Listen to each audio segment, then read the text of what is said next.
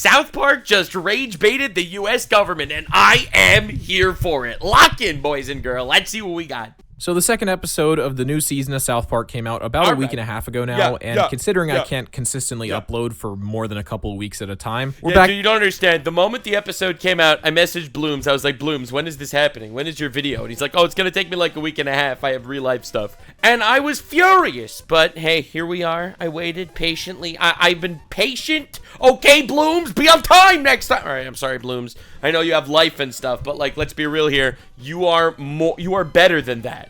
Okay, you are better than doing important things with your family. You have South Park slop to make. Back to me being incredibly late to the topic. But the episode came out right before my birthday, so cut me at least a little slack. True. And honestly, I'm kind of... No slack! Blooms! You think the day you were born on matters when South Park made a new episode? Unbelievable what these YouTubers do, am I right? Oh my lord. Every freaking time. You know what? Blooms, Carrick Artman would have done better. All right, I'm kidding. Anyway, joking, kidding. Anyway, I'm really excited for this episode because I know that it rage baited a lot of people. Mostly people on the left, I've noticed. It makes fun of people on the right, and then people on the right didn't actually give a shit. And then the people on the left were so mad that the people on the right didn't give a shit, which is amazing. I saw Charlie Kirk was having like a party over this, so I'm excited to see what this is all about. I heard great things. I'm glad I waited to make this because there have been some rather interesting developments since the episode aired. But first, the reactions are so much better than the even episodes. I love South Park. I love what they do. I love satire. I even love when they make things I like. I love when they make fun of things that I actually support. Like, it's just hilarious. And again, that's satire. If you hate it, I guess you're a bitch. Guess you a bitch. Guess you a giant vagina. A little bit about the stuff that happened after the release of the first episode. Yeah. I was honestly surprised when the White House made an official response to the first episode, calling it irrelevant and a fourth-rate show. The statement itself seemed awfully similar to your average Truth Social Trump rant, so I wouldn't be surprised if this came directly from the man himself. Maybe. And, you know, the fact that we live in the timeline where the sitting president of the United States was successfully baited by a cartoon giving him a tiny penis says more about the current state of affairs than I ever could. And my favorite thing is I feel like there's Donald Trump is the most powerful man on the planet right now, okay? Like, he is in control of the most powerful military in the world, and we get a running commentary on everything. Everything. You don't understand. We have an open running commentary from the most powerful man on the planet at all times. All right? Some fucking retard stubs his toe and Donald Trump will be out there. Stupid retard. Registered Democrat stubbed his toe. What a bitch. Not surprised.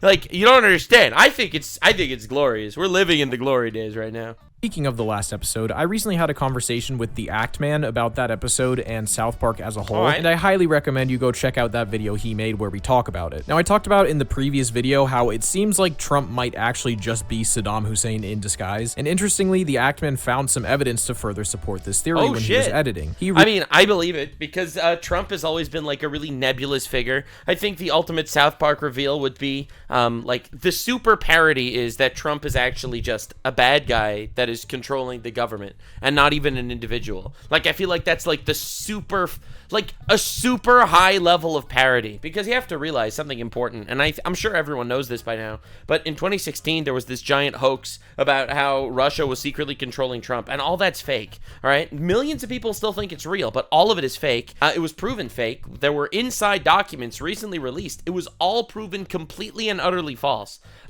It was actually, and they knew it was false. Obama and Hillary knew it was false and pushed it anyway. It was literally proven. That is a fact. And right now, the new argument is that he's controlled by, blackmail because of the Epstein files. And Epstein is Jewish and Israel has Jews, so therefore Israel must be controlling Trump. The controlling Trump narrative has literally been here since day one. Literally. And it's absolutely diabolical. I think it would be a great twist if at the end, Trump's not even Trump. He is just somebody else entirely. I think that would be a super parody. Realized that they actually reused some of the voice lines from Saddam's previous appearances. Wait, what? And I don't just mean they reused the dialogue, I mean they literally used the exact same audio from an episode 27 years ago. I thought you just bombed Iran. Iraq, what the hell's the difference? Relax, guy. I thought that was Bro! Yo, that's fucking great. South Park lore is awesome. All right, we got Cthulhu in there. Dude, I'm a fan. What can I say? Insane and such a crazy catch from Actman. I knew I had to mention it here. But anyways, let's get to talking about the most recent episode. When the teaser came out, it was immediately clear that they had no plans to slow down on making fun of the current administration. We got to see Cartman as a right-wing... Understandable. South Park has always been counterculture, literally always. Whether you like it or not, Trump is the culture. And I think it's awesome, to be honest. I think it's great. Fuck yeah, dude. A lot of mad people, and I'm sure that no one's going to be happy to hear this news, but yeah, Trump's the culture. So South Park's going to be counterculture. And my opinion is, even though Biden was the president, he was never the culture, because he was just a void. He was like a nothing, which is why there's like basically no anti-Biden South Park videos, but there are anti-Obama South Park videos. So again, I really feel like South Park takes pot shots at the current culture at all times, right? Like, woke was the culture, and they made mega fun of woke for 4 years, right? So, again, I just think this is classic South Park, and if this really rage baits you, then you have a problem.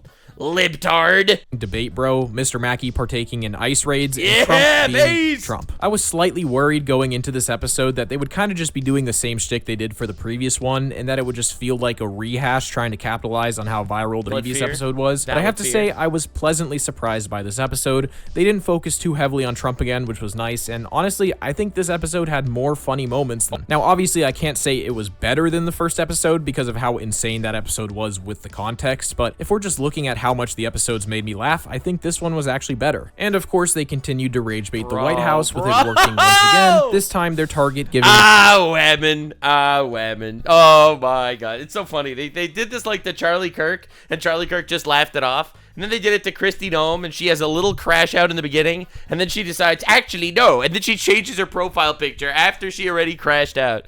Amazing response. Dude, I'm telling you, South Park got exactly what they wanted here. the exact reaction they were hoping for. So enough of the intro, let's just get into it. The episode opens with our very first line, Kyle, of the entire season. Yeah, he didn't have a single line of dialogue in the premiere. These would also turn out to be his last lines from the episode, as he completely vanishes from the story following this scene. But him and Wendy are complaining. The Jews are busy controlling things behind the snes, all right? The Jews don't like the spotlight, you know what I'm saying? As a Jew, I would know, which is why I hide my face, to control the world from the shadows. Oh, I'm sorry. My friend in the Jew cabal just asked if, I want it to rain in Arizona tomorrow. I know it's supposed to be hot, but I just fuck up with the weather. Use the weather machines. I'm sorry. I was just telling my fellow compatriots in the Jew cabal to turn up the weather. About the horrible things that someone is saying on a podcast about Jews and women, and obviously we all immediately think that it's Cartman saying these things. But as we find out, this is not the case. How Hey guys, dare you? Who are you talking about? Don't you know that fat people don't insult Jews? It's only skinny gay Mexican people that make fun of Jews. Aren't you aware? Get with the times, South Park. Oh my God. Average white dude doesn't make fun of Jews. All right, you get Candace Owens. She's a prolific anti-Jew person. All right, black lady. All right, you have Myron Gaines. All right, black dude. All right, you got Sneeko, Muslim fellow. Nick Fuentes, gay Mexican. I don't think there are any actual like white guys that are making fun, like attacking the Jews these days. It's mostly like white cosplayers, people that are trying to be white guys but aren't and are sad about it, so they have to attack Jews. That's just my Jew-analysis of the situation. Clyde? Now, weirdly enough, this kind of makes sense for his character. He joined QAnon in the vaccination special, refused to get the vaccine. Well, didn't he do like a Hitler rally also, Cartman? Even to save the world in the post-COVID specials, and believes that Kyle runs Hollywood in season 26. He's pretty red-pilled, so becoming a right-wing debate bro is a surprisingly appropriate character development. So he gets sent to Mr. Mackey's office, where he explains his reasoning. Hey, I'm just trying to make my nut, man. Your nut? My nut's about $60 a week. So, you know, as a kid, if you could do a podcast, say some really divisive shit, then you could make your nut. Now, the whole make your nut thing is a phrase they use a lot throughout this episode, and I was pretty confused by this. Apparently, we gotta get kids off the internet, man, like we do. I'm glad South Park realizes the insanity of having 14-year-old people behind, like, avatars just going absolutely hog wild, saying the most divisive shit of all time. Nut referring to money is an old phrase, essentially meaning making enough to cover your necessities, but nowadays, the way it's used has a a very different connotation, and I spent the entire episode trying to figure out if this was supposed to be a joke or not. So Mr. Mackey ends up getting fired due to the government cutting funding for schools, a reference to the current administration's major budget cuts in the Department of Education. Schools have one counselor now, and he is the greatest counselor that ever lived. Thanks for everything, now pack your shit. Bro, I love how they're doing this to make fun of Trump, but so true. Based as fuck. Hell yeah, dude. Cut the budget Department of Education. Dude, I've looked at the stats. People are getting dumber and more money is being spent. The dumb people to money ratio makes no sense. Cut that shit. 100. Yeah, baby. Cartman makes an appearance on Clyde's podcast where he is absolutely infuriated that Clyde is essentially doing his thing and monetizing it, even stealing his famous catchphrase. Also be sure to hashtag respect Clyde's authority. What? Clyde is clearly meant to be a Nick Fuentes type in this scene. I was thinking the same thing. Absolutely, dude. Bro, going out there. Cartman's anger at him taking groiping around, as they say. A shtick is clearly a play on the fact that these kinds of political talking heads are basically just profiting off of acting like Cartman. True. There's a lot of grifting going on in this sphere. So Nick Fuentes, okay, so obviously I have my finger on the pulse on everything that goes on the internet as much as I possibly can. All right, you can argue that it makes me a terminally online freak. I would argue that it's my job. But you would be right in that argument 9 times out of 10. Now, to be clear, I think Nick Fuentes is not a grifter. I don't. I think he hates Jews and wants to kill the Jews, but it comes from the heart. You know what I'm saying? You know what I'm saying? I think all the other people are grifters. All the other prolific Jew haters on the internet, they're either being paid off or they just found a money sponge. They could soak up some money making fun of Jews. See, Nick Fuentes, I gotta respect the man. He genuinely, I think, wants to kill the Jews, which I think it's almost more respectable than the grifters that say they want to kill the Jews. Not that they really want to, but like they feel like there's a money angle to it. Nick Fuentes, I don't think he does it for the money. I think he just, he just wants to kill the Jews. I have a problem. I am content brain mush right now. Mackey then goes to the bank to get some financial advice now that he can't afford his nut. And while he's there, he just so happens to run into one of the most iconic South Park memes. Then we'll reinvest the earnings into foreign currency accounts with compounding interest, and it's gone. His financial advice is basically just to get a new job. Specifically, he suggests that Mr. Mackey tries to work for the ICE. We then get to see ICE's new recruitment video, which has some pretty hilarious lines advertising how they will hire literally anyone, including the fan-favorite World of Warcraft guy from Season 10. Did you know that guy was modeled after Pirate Software's dad? Pirate Software's dad! I was just gonna say that. Did you know that Pirate Software worked at Blizzard for 75 years? Are you not aware that he's the first ever second-generation Blizzard employee? He doesn't really talk about it, though. Are you aware that my reaction to the Meat Canyon Pirate Software video got removed from YouTube because of graphic content? Are you aware that I fought with YouTube over it and they were like, no, it's because it shows Pirate Software's nipples? Are you aware that my life is a turmoil downward spiral of fuckedness where I constantly get stabbed in the ass by other powerful people, but I continue to get up every day, put on a big fat smile, and annoy more people on the internet? I thank God for this life. God has given me a wonderful life. So now Clyde is debating with students on campus at school, constantly diverting the debates into his own rehearsed talking points, despite them having nothing to do with the debate itself. Well, you said nothing good ever came from the Jews, but if it's true, why are bagels so yummy? Valid argument, Butters. Take that one, Clyde. True. You cook. Terrible talking point, though, to be honest. Actually, a lot came from the Jews, like Jesus. All right, here's argument number one.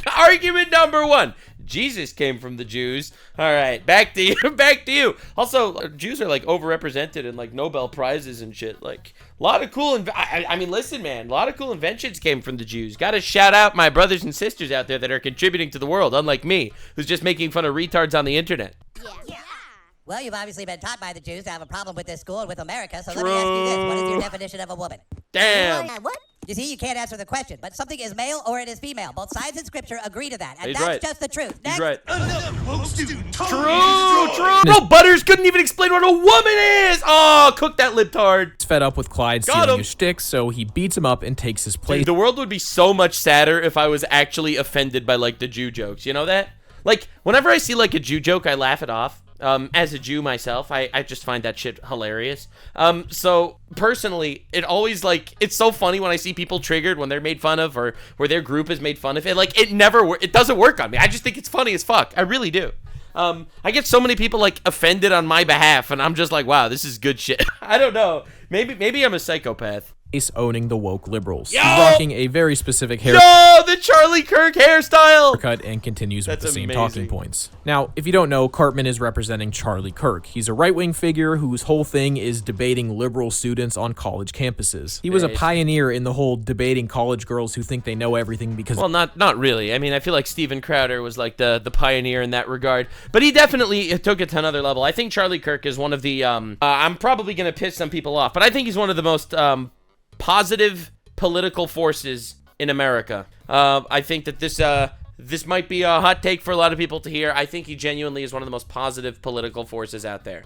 He gives a voice and a conversation that people aren't normally willing to have or hear, and I think the open discourse is super, super fucking helpful. And he seems like a really good guy. From the clips I've seen of him, he just seems like a nice guy, like a really good dude. So that's just my opinion on Charlie Kirk. Again, I think that it's hilarious that they made fun of him because, let's be real, this is a guy who reads articles and headlines and science, the science of politics every single day, all day, every day, unironically.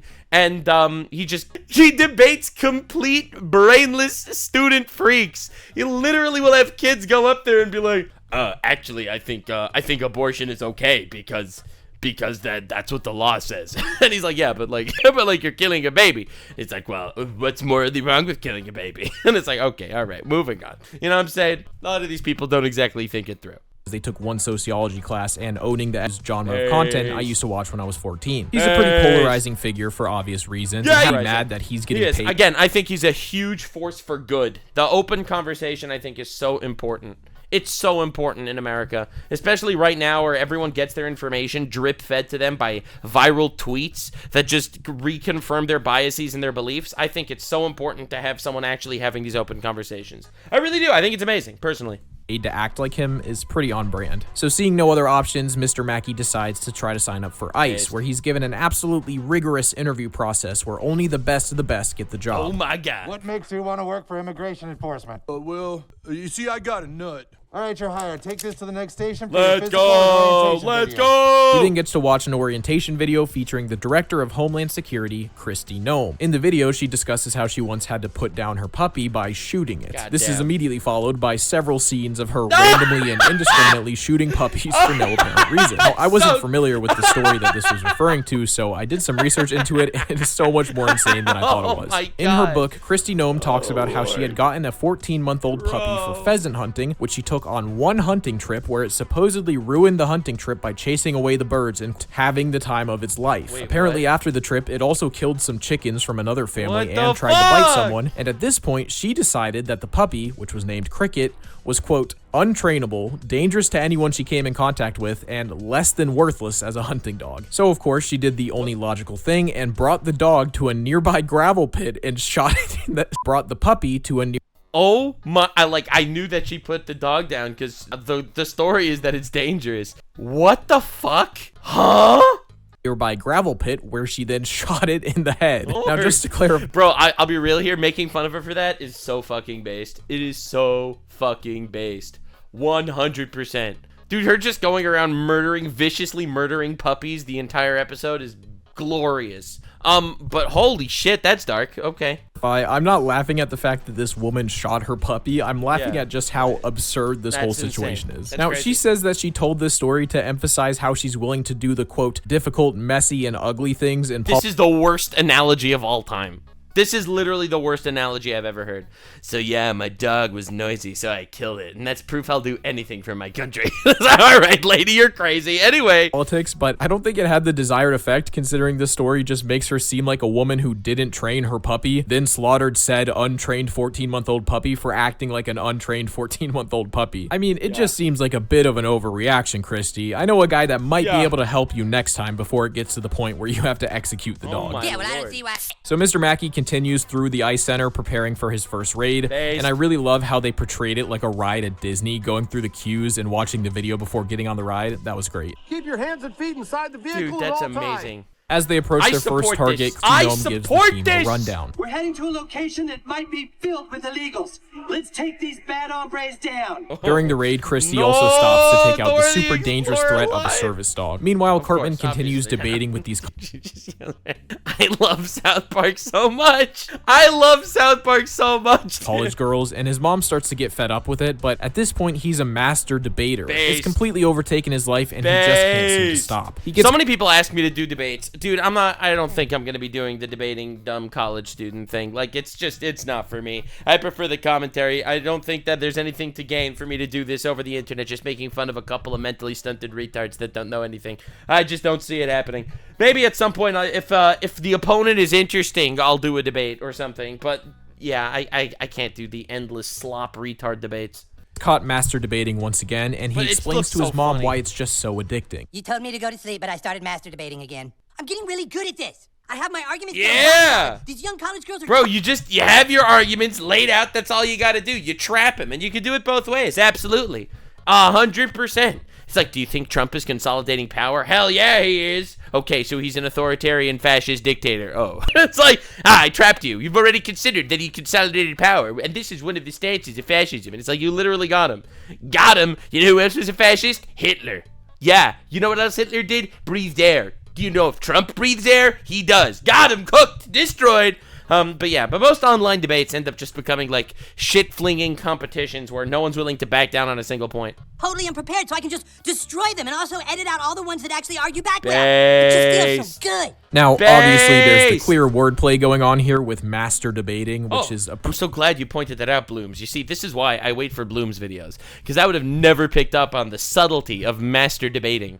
Pretty dumb and juvenile joke, but the more I thought about it, the more it actually seemed... It's so perfect. It's a perfect joke because it's so apt.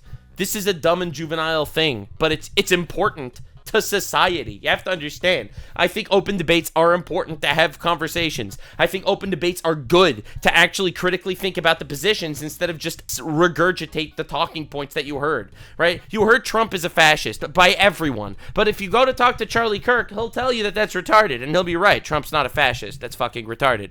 And realistically, I think these conversations are important to have. Like, there are a lot of things to criticize Trump for. A lot of things that Trump does get criticized for, though, are actually just stupid, retarded talking points that the media regurgitate so people believe. So I do think that they're important, but at the same time, it literally is just self-gratification. You go in there with your talking points set up, debating mentally stunted retards, like actually just obliterating and cooking them. Like, dude, bro, every time you have a fucking 18-year-old college girl walk up with a nose ring and you ask her what a woman is and she just immediately shoots herself in her own ass, like, what do you want to do? It's funny as fuck, and it's self-gratifying, and it's pointless, but it's awesome.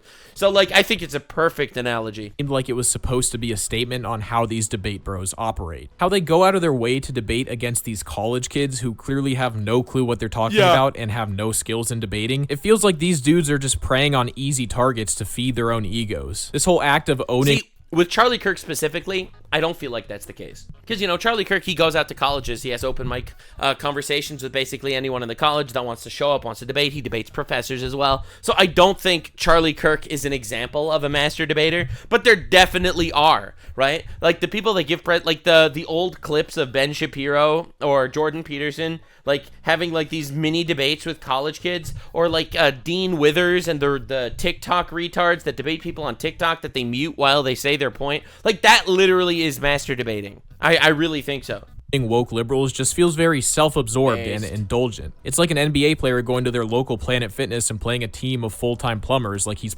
True, good analogy. However, the reason why this analogy does kind of fall apart is because these plumbers that are playing basketball are voters. When someone like Charlie Kirk or whatever is going to a college campus to debate people, and the debates are stupid because, you know, that like you're debating mentally stunted college students that were shoveled feces down their throat for the last 2 years in college. These are voters. These people are voting on the future of our country. You absolutely should be speaking to them. 100%. They are uneducatedly voting for people because they say if you vote for Trump, you'll be a Nazi. Or if you vote for Kamala, you're voting for transgender surgeries on children. Like, you want people to actually know what the fuck they're talking about before they vote, right? So I do think actually engaging with college students is valid. It is not master debating. But I do think the vast majority of debates, online especially, are master debating. So again, I think it's a hilarious joke. He's playing the Pacers just to make himself feel better. Not that Charlie Kirk would be on par with the NBA players of the debate world, but you get my point. Fair enough. It feels fair masturbatory, enough. And this whole bit calling it master debating felt intentional. Yeah, like that's absolutely. the point they were trying funny. to make. It's It just really feels funny. so good. Or I might just be reading into it too deeply, and you're Matt not. and Trey just I wanted agree. to make a dumb joke about I don't jerking think off, so. which is probably the more likely answer. I don't think Meanwhile, so. and I immediately thought of it that way. Again, maybe because I'm more in that world, that online world, but I also see the masturbatory tendencies of the debate world, where you put yourself on a pedestal because you were able to tell talking points to like mentally stunted retards. Protester points out that a lot of the Latinos they're rounding up are good people, probably going to heaven, which of course means that ICE now has their next target. Let's go! And unfortunately, See, again, this is obviously playing into the meme that Trump will just go for anybody, right? The libtard talking points are they just arrest everyone that's brown. Now, an important thing to note is for society, because this is like, it's a popular emotional blackmail talking point. If you do the research, not a single person that's legal in America was deported. They keep saying that they're rounding up people without checking and deporting them without checking. That's a lie. Not a single person so far,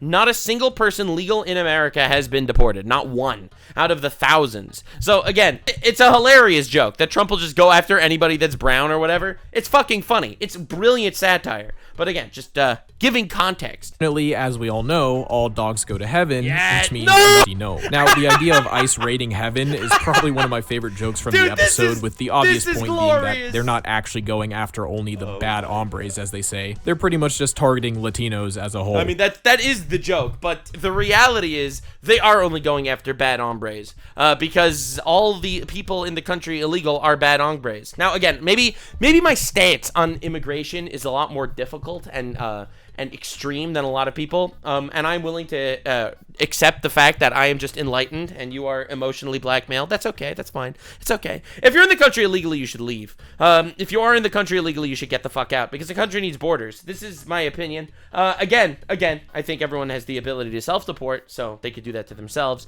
But realistically, that's my opinion. Now, one thing I haven't mentioned yet is that while they clearly go after ICE pretty hard in this episode, it seems like they're pretty sympathetic towards their employees, at least the ones like Mr. Mackey. He's constantly apologizing to the people they're rounding up and trying to justify his actions to himself because he clearly doesn't enjoy doing this. And I think that's kind of meant to pity the people like this who are clearly just doing what they have to make their nut. And with the economy, you know, good soldiers follow orders. I see that. Not everyone's happy with every order that they're given. I respect that for sure. How it currently is, it's hard to blame people who are just trying to feed their families. But at this point, the episode decides to throw away the very small amount of subtlety that was remaining when Cartman takes a trip Charlie Kirk Award for Young Master Debaters. That's awesome. To the annual Charlie Kirk Awards for Young Master Debaters. The winner gets an all-expenses-paid trip to a 5-star resort, but unfortunately for Cartman, Clyde ends up winning. No! And I really like the way that he delivers his acceptance speech because I feel like it further emphasizes the point they're making about how these people are just saying the most inflammatory things they can think of to get a reaction out of people and make more money. The civil rights. The irony is, though, Charlie Kirk doesn't do that. It's like, it's funny that they picked him as an example because I do think he's probably the most prominent voice that actually does do these debates, but Charlie Kirk doesn't do that.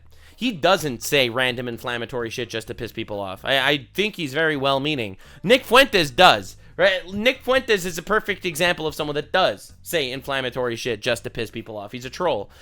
So that I definitely get for sure. This act was a huge mistake, and I don't know, lesbians are an abomination of God. You all stomachs! That's absolutely disgusting to say because it's not lesbians. It's gay people that are an abomination of God, according to the Bible. I can't believe he would misquote scripture like that, honestly. Okay, all right, anyway, moving on.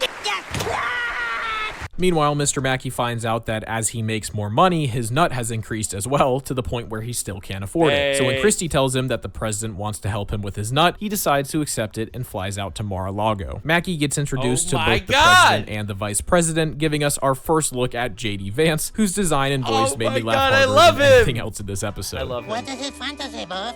Will you get out of here? I don't know what it is about J.D. Vance's face that makes it so perfect for meme edits of him, but it is always hilarious, and this is I love the JD Vance memes so much. They're my favorite thing. Dude, I would vote for JD Vance just because of the memes. I'm sorry. No exception. I'm pretty sure they even like photoshopped his face on his character because there's no way he actually looks like that, right? At this point, I have seen so many edits of him, I can't even remember what he You forget what the guy looks like. I know. Actually looks like. So Trump offers Mackie a job as the face of Homeland Security, replacing Kristi Noem, but to get the job, they put Mackie a bit out of his comfort zone. I just want to go. This place is gross. Would you like me to apply the baby oil to Satan's asshole, boss? He panics and runs into the hallway where he walks into some pretty disturbing scenes, including Dora crying while giving a massage to some random old man. My God. Dude, okay, so I don't know if they got that reference. So the reference here is Trump had some employees that were tried to get poached by Jeffrey Epstein.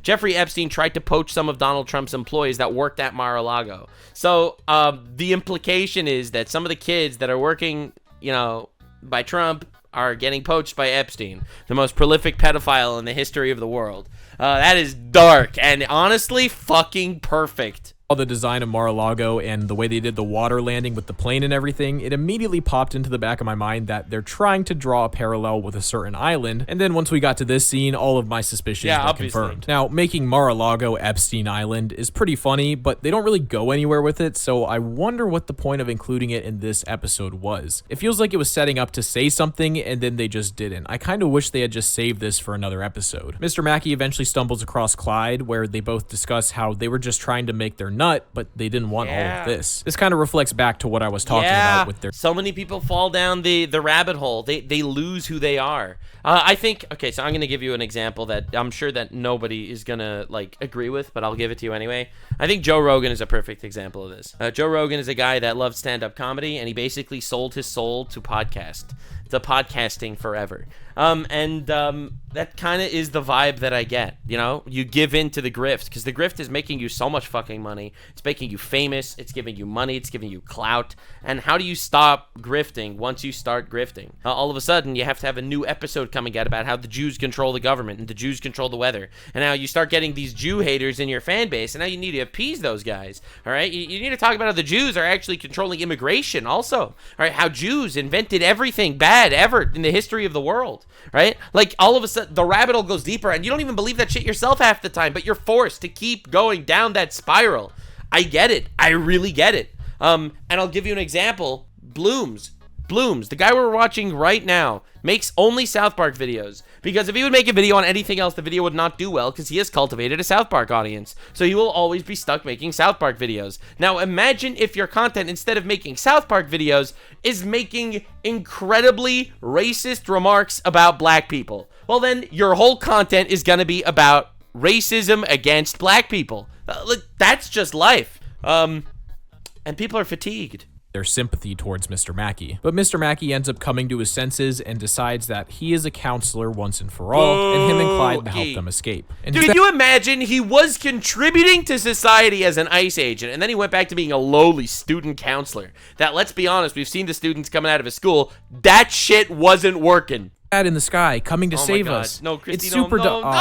Kristi Noem's here. She's very upset about Trump trying to replace her, but her face melts off and begins attacking people. I haven't really mentioned it yet, but there's like a running gag throughout this episode that her face keeps melting off and it has to be put back on by her assistants due to all the plastic surgery she has. So Mr. Mackie, Clyde, and Dorothy end up heading for a plane to escape, and they put Kristi's face back on, and then out of nowhere, everyone just decides to start singing, which is a reference to A Charlie Brown Christmas, and then they roll credits. Damn, what the fuck?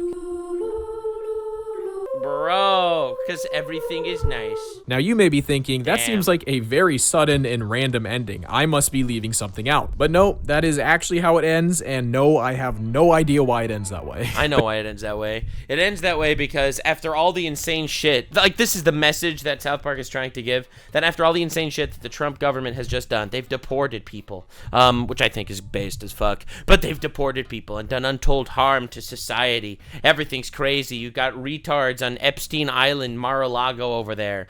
And then they just turn to the camera, get together, and they sing like everything is nice. And they're wonderful, devout Christians, believers of God, despite all the horrors that they've committed. I think that's the message that it's trying to get across. And I definitely do see that in regards to politicians, for the most part. I think politicians are snakes. Weasley snake liar bitches. Fuck those politicians, am I right?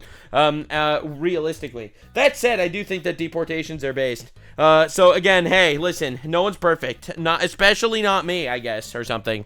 The moral of the story is we got to deport more people that are illegal in the country. But now that you know what happened in the episode, let's talk about the reactions from those who were targeted and my feelings on the episode as a whole. All right. We will start with how the ICE themselves reacted to the episode. When the teaser for this episode was released, the official Department of Homeland Security Twitter page posted a link to join ICE alongside South Park's depiction of them. This is, of course, very ironic because just a couple of weeks ago, the White House was calling South Park irrelevant and a fourth-rate show. Of course, the official South Park... Again, the report from the White House was a random reporter that heard it said in the White House. What, did it come from Trump? Very possible. It's not like some official White House statement calling South Park irrelevant. So again, I don't see this necessarily as hypocritical. I just think that, you know, some people get rage baited, some people don't. Our Twitter page noticed this and responded by pointing out the irony in the situation, which I thought was pretty funny. Charlie Kirk did a similar thing as they released the trailer and he made the Cartman version of himself his profile on all of his social medias. And then once the episode actually came out, he not only kept it as his profile picture, but would also make a video reacting to his scenes from the episode. Now, it's pretty clear watching that video that not only was he not offended, but he actually found it pretty funny, which of course is generally the best way to respond to South Park. 100%. Charlie Kirk handled it like a pro. He was truly the master debater of all time. He handled it so well, in fact, that the leftists melted down. The leftists were so triggered that he wasn't triggered. They made TikToks crying about it. No! They hate you, actually, Charlie! Why are you laughing, Charlie Kirk? They actually hate you! Because if you've watched my South Park... I already made an entire video on that. If you want to see the meltdowns, definitely check that one out. Park celebrity parody video, you would know that getting upset at your South Park parody is the easiest way to make yourself a target once again and just look kind of unlikable. Now, for whatever reason, this reaction brought out some of the most annoying people on Twitter to talk about. The libtards have arisen! Dude, I love Blooms. He goes for everybody. He has that South Park chaotic vibe, and I appreciate it so much. Liberals and left-wingers constantly felt the need to remind Charlie that, actually, you're not in on the joke. They're laughing at you, not with you. Conservatives, ha ha ha, it's in good fun, South Park. No, we actually despise you. They try so hard. They hate you. He doesn't even know that they actually don't like him. And it's just like... That was a tweet from Harry Sisson, by the way. I covered this in my previous video. On my video on the liberal meltdowns. It's so funny. It's one of my funniest videos in a long time. And it's just like, guys... Do you really think he doesn't know that? Of course he knows I watched that whole video where he reacted to the episode, and it was pretty clear that he understood they were making fun of him. I mean, I can't really say the same about the other dudes with him. One of them even said that South Park was revering him, which is just objectively not true. Charlie himself got it. He just doesn't care. I mean, essentially the main way they parody him in this episode is just quoting him. This is all stuff he said before and agrees with. Why would he be offended? And obviously he knows that Matt and Trey disagree with him and don't like him, but he doesn't care. He spends most of the reaction talking about how crazy it is that what he does is now a big enough part of the culture for South Park to even acknowledge it. He's not coping, he's just proud of what he's created. Now, I'm not saying this because I'm a fan of Charlie Kirk or anything. I think he's a self-obsessed grifter who just does whatever he can to pander to the audience he built and make as much money as possible from them. Valid. I guess I don't know him that well. I've just seen a couple of his clips floating around. I don't actually know him that well. Just from the stuff I've seen of him preaching, it seems like he's preaching good things in general. So again, I don't actually have some sort of giant opinion on the guy. Just from the clips I've seen, I like him. But again, who knows? I could be wrong. He does glaze Trump a lot more than I personally would appreciate. Like I like the intellectual honesty, and this dude is constantly like, dude, even after the Epstein thing, he was like, Epstein files not released. Is this bad? Like, he was questioning it. He didn't even want to say it was actually fucking horrible that the president is hiding and protecting pedophiles. Which again, pretty red flag in my book. I genuinely think he's a scumbag who just takes advantage of people who clearly have no clue what they're talking about just to make himself feel good. Respectable. But there is one thing. I respect that opinion. Dude, I have to do a deep dive on Charlie Kirk. I don't actually have a super formulated opinion, but interesting. You have to realize about guys like this. They've been getting called horrible people, racists, Nazis, basically every way you can label a person as bad for years at this point. Do you really think South Park throwing some jabs at him is going to hurt his feelings at all? I mean, when you have thousands of people telling you that you're a literal Nazi every day, why would South Park calling you a grifter and saying you have a dumb haircut bother you in the slightest? I mean, I feel like he's proven time and time again that he's proud of who he is, so portraying him as accurately as they did in the episode isn't even an insult to him. So no, he's not coping and pretending to not care. He just doesn't see anything wrong with what they made fun of him for, so he has no reason to be offended. And seeing all of these online leftists getting upset because they think he doesn't understand it or is trying to cover it. Oh, dude, just they all know, okay? They're just so mad. They're so mad that it didn't faze him. Cringe. Like, it's honestly just embarrassing to be mad about the fact that someone— Dude, South Park makes fun of right wing, left wing most affected. Literally, the meme came true. Else isn't mad about something. But you know, now that I say that out loud, that is definitely a very liberal thing to do. And don't even get me started about the conservatives on Twitter who pretended to not be mad about the first episode only to complain about the fact that South Park never made fun of Joe Biden. I honestly might make a wholesome video about that because that is probably more annoying than this. You know, I think I just need to stop going on there are so many people that are like that. Like, I saw Tim Pool crashing out, and it's like, they are actively going against one side and not the other side. First of all, free country. They have every right to make fun of one side if they want. Okay? Just saying. And second of all, I don't care. Why do you care? Holy shit, why do you care? So much. But anyways, let's move from Charlie Kirk to JD Vance, who posted a tweet saying that he's finally made it now that he's been So see, again, I think this is a funny as fuck tweet. JD Vance, who posted a tweet saying that he's finally made— Before we hear the Bloom's opinion, I'll just tell you my opinion. I think this is funny as fuck. This implies that becoming the vice president of the United States of America, the most powerful country on the planet, that's not making it. But being made fun of in South Park, that's making it. And that is fucking hilarious. This is a golden tweet, in my opinion. Made it now that he's been parodied on South Park. So not much of anything from him, but the real focus of this episode was Kristi Noem, who wasn't quite as smart as the others. No, she crashed out. She first crashed out and then changed her profile picture because she didn't want to look butthurt. But she was butthurt, and we will always remember her for being butthurt. You failed!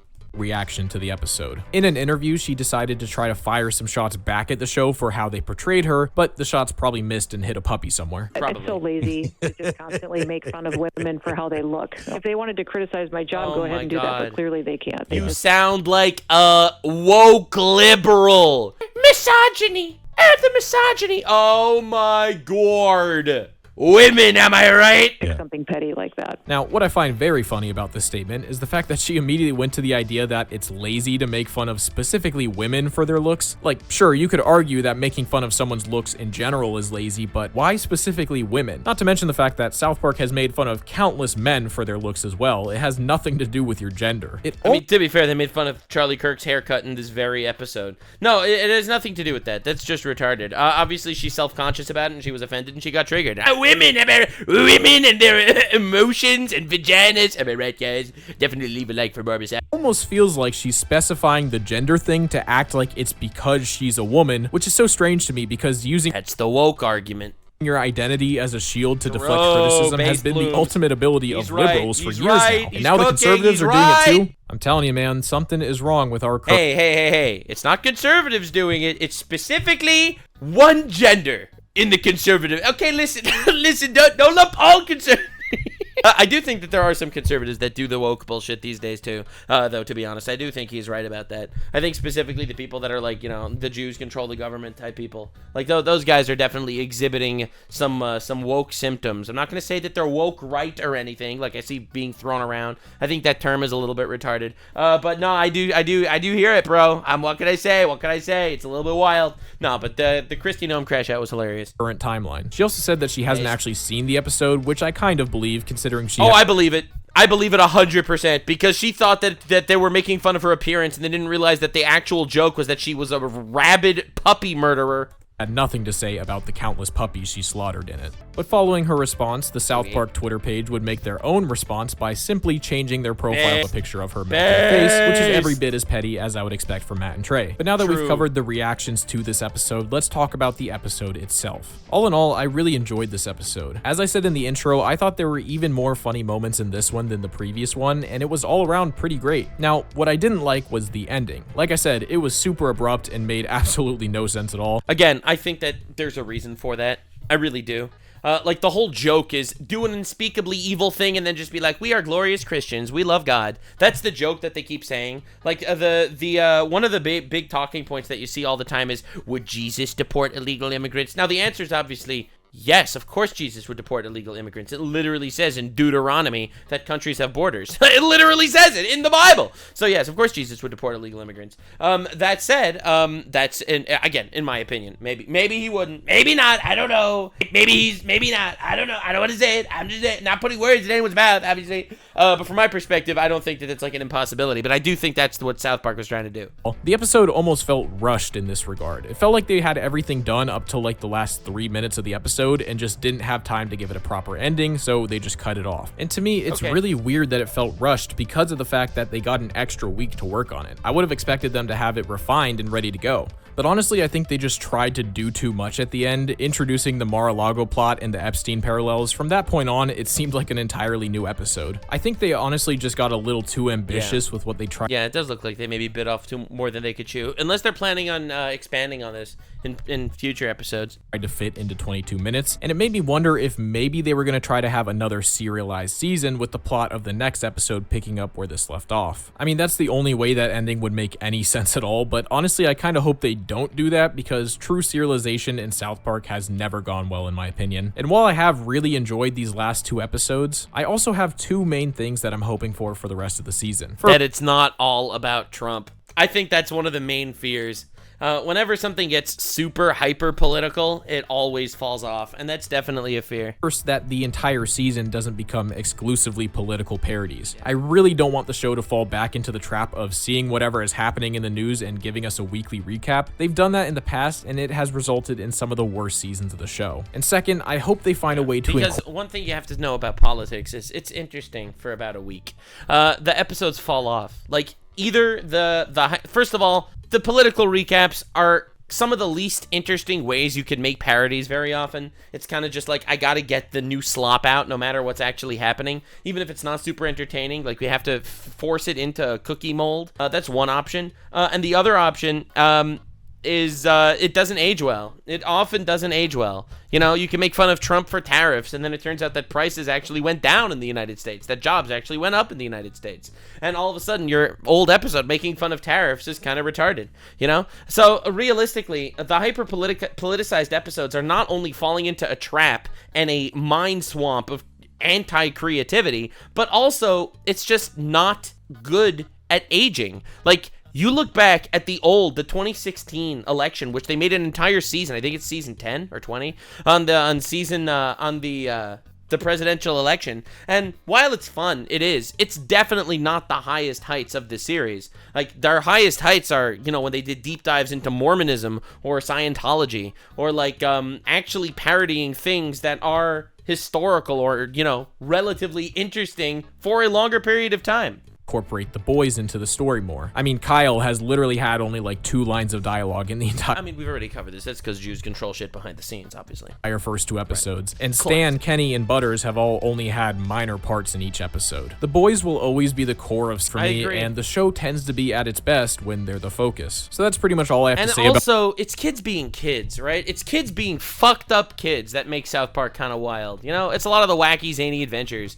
I don't know, Cartman feeding ground parents made of chili into the bully or whatever, or Cartman locking Butters in a nuclear bunker so that he could take his place to go to a Mexican restaurant. Like, there's a lot of really funny, wacky, zany shit that the boys do, and if it's just purely hyper-politicized, you don't get that appeal either. So I get the fear. I do. I think it's funny. Dude, the Kristi Noem shooting dogs thing is cinema. about this one. This season is off to a very hot start, and I'm hoping that they can maintain the quality throughout the rest of it. And with the next episode releasing in only a few days, I'll talk to you again very soon. All right, looking forward, and I will be there to react to. Definitely subscribe. Of course, link to Bloom's in the description. Beautiful man. Beautiful man. Beautiful man. His face is a flower. Love that. Definitely subscribe for future shenanigans. I will be here. All right. Unfortunately, for a lot of people, I don't get butthurt over these things. A lot of people wish I did. Unfortunately, for them, I don't. I wish I can give you guys the content, but unfortunately, it doesn't work that way. However, I will always be here to make fun of everybody that deserves it. No retards